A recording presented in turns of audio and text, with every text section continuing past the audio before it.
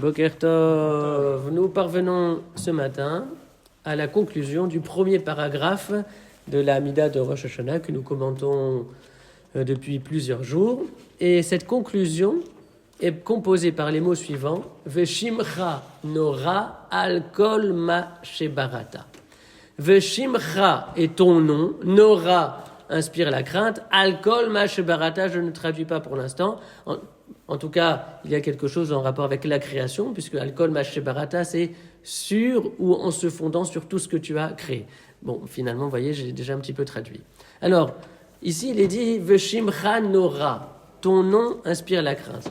Il faut préciser, là c'est le Siftei Chaim toujours qui développe cette idée, il faut préciser que lorsqu'on parle des noms de Hachem, eh bien, il faut bien comprendre que ces noms-là ne définissent pas l'essence de Dieu ou alors sa nature profonde.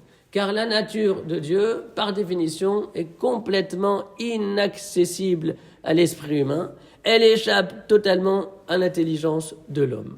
En fait, les différents noms que Dieu a dans le texte biblique ou alors dans les textes rabbiniques, ces différents noms expriment les différents types de relations que Dieu peut entretenir avec le monde. C'est-à-dire, est-ce que Dieu va faire preuve de bonté, ou alors va-t-il faire preuve de restriction de sa présence, ou alors de stricte justice? Et selon l'attitude, la posture que Dieu va avoir vis-à-vis du monde, alors il va être nommé de telle ou telle façon.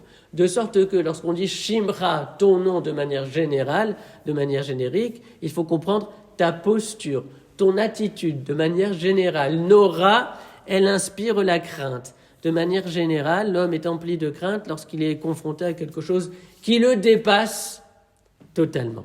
Et effectivement, il y a une dimension du Créateur qui nous dépasse totalement. C'est précisément celle qui nous fait penser au fait qu'il est créateur. Al-Kol Mashebarata.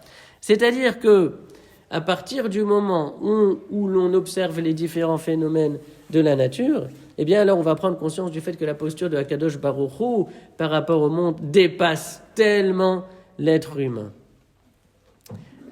Les choses deviennent visibles et perceptibles à partir de tout ce que tu as créé. C'est-à-dire que l'observation de la création, les fleurs, les nuages, les abeilles dont on va avoir besoin pour le miel, pour Rosh Hashanah, les montagnes, les cours d'eau près desquels on se rendra l'après-midi de Rosh Hashanah pour la tefila de Tashlir, les forêts, mais en fait la contemplation en général de la nature, des grandes créatures comme des plus petites, mais tout cela nous inspire et indique la dimension complètement inaccessible du Créateur. Veshimcha Nora, on prend conscience et l'on comprend combien ton nom inspire la crainte, c'est-à-dire dépasse tellement l'être humain, Al-Kol Mashebarata, à partir du moment où cet être humain va observer, les yeux grands ouverts, les différents phénomènes qui composent les lois de la nature.